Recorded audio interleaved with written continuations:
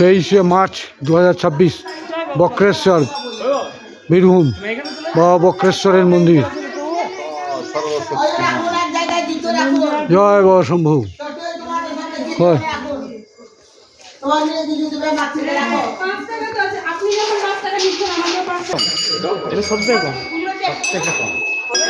হ্যাঁ, গরম জল উষ্ণ প্রস্রবণ।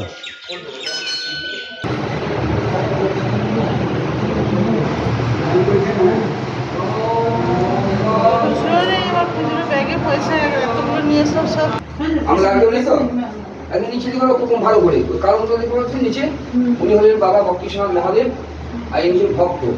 এই ভক্তের নাম হচ্ছে অষ্টবক্র মুনি। পিতার হিসাবে তার অষ্টাঙ্গ বাঁকা হয়ে গিয়েছিল।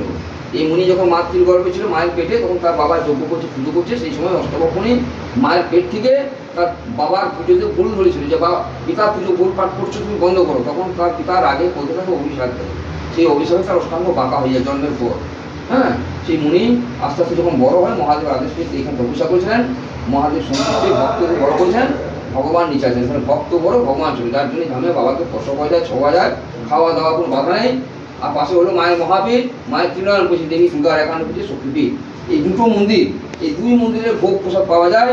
ভোগের খরচা হচ্ছে বাবার 50 টাকা ভোগ, মা দুর্গার 50 টাকা ভোগ, যেটা বাড়ি নিয়ে যাবেন। আমার দক্ষিণে 10 টাকা করে 20 টাকা। স্বামী স্ত্রী একটা নিলে হ্যাঁ, অনাথলিঙ্গ স্বয়ং মাটি মিস্ত্রি করেছেন। আর এই বক্রমণিকে ভক্তকে ঢাকনা দিয়ে বাঁধানো আছেন। এই ছিদ্র দিয়ে দুধ ঘি গঙ্গা জল মতো ভেতরে প্রবেশ হয়। পরশ পাথরের মূর্তি, ওনার মূর্তি দেখা নিয়েছে, ছোঁয়া নিয়েছে। ঠিক আছে, দেখে নেবেন, হাত করে বাড়ান। জয়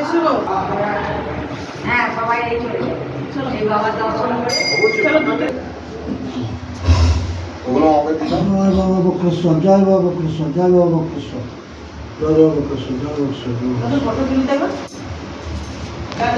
আমরা নাম ঠিক করে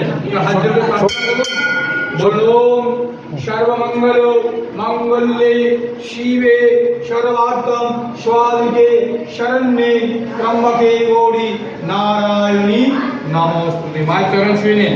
মায়ের মূর্তির কিসে বললেন? দেবী দুর্গা অষ্টহাত মূর্তি। হ্যাঁ, সতীর একটা অঙ্গ এখানেই পড়েছিল। কি অঙ্গ পড়ছে? মন। দ্বিতীয় নয় থার্ড আই। মায়ের চরণ ছুঁয়ে মাকে যেটা পারবেন বক্রেশ্বর। হ্যাঁ, দেবী দুর্গা রূপে আছেন এখানে মা দশভূজা।